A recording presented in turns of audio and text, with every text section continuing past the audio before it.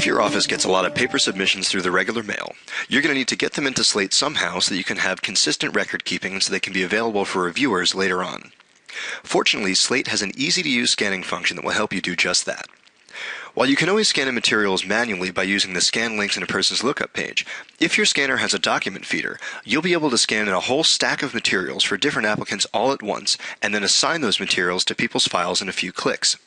We call this function Batch Acquire, and is accessible through the Manage Database tab right here. So we go up to Manage Database, go down to Batch Acquire, and click. The first thing you'll have to do when you enter Batch Acquire is to print a couple of document separators.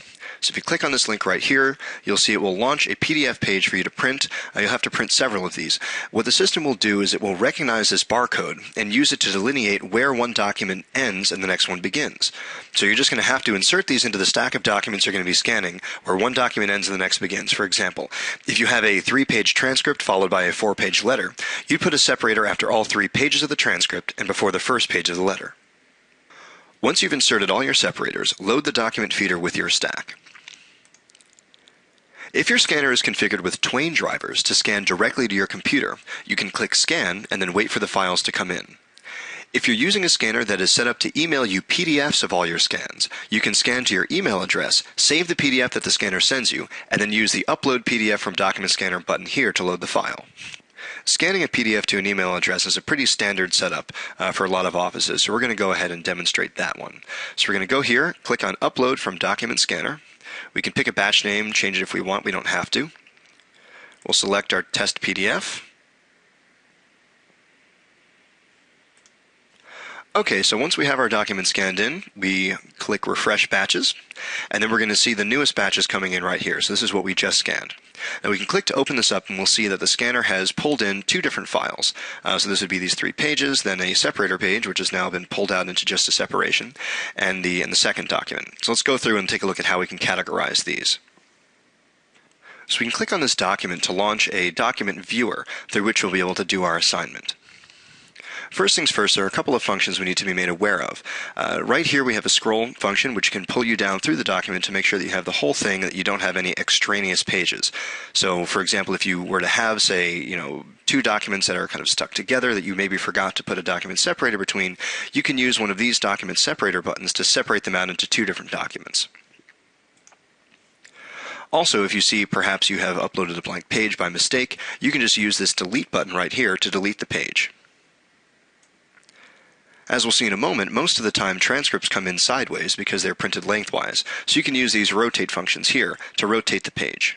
You can also click on the image to launch a zoom window so that you can view things that might be in small font or difficult to read at the usual resolution you'd be viewing them. So let's take a look at actually categorizing this material. So we see that it belongs to Alexander Hamilton. We can start typing in. And we see that the name comes up in the same way that the rest of the autocompletes in Slate works. We can click on Hamilton, and now we'll have access to all of the applications that this person has on record for his whole history. And we can also see all of the pending checklist items and additional material types we can scan to. So this is a recommendation from Betsy Ross. We see that there's one sitting here that has not been satisfied. We can click on this, hit save, and now this material has been whisked away to Alexander Hamilton's lookup page. We're going to go take a look at that in just a second. You may also notice that Alexander Hamilton has now become a quick selection option, which means you can just click on this link of his name and then it will pre-fill all of his information into the Assign To box. This is useful if you have a stack of materials that's all for one person, to save you the effort of having to type in that person's name multiple times. Here's an example of one of these transcripts which you might want to rotate.